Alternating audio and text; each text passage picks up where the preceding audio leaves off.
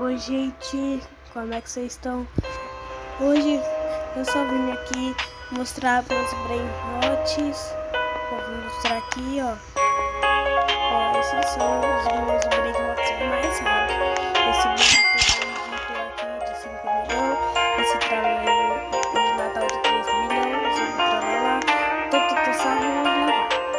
Aí esses aqui são os radioativos, né, que eu não tenho. Aí, gente, comprar não é trocar. Aí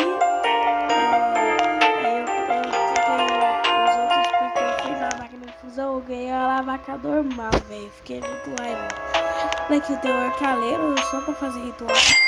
Daí esses dois aqui eu botei na machinima pra fazer a ladione. Então, é só aqueles brilhantes de cima mesmo. Se você quiser trocar, vocês falam nos comentários que eu troco com vocês.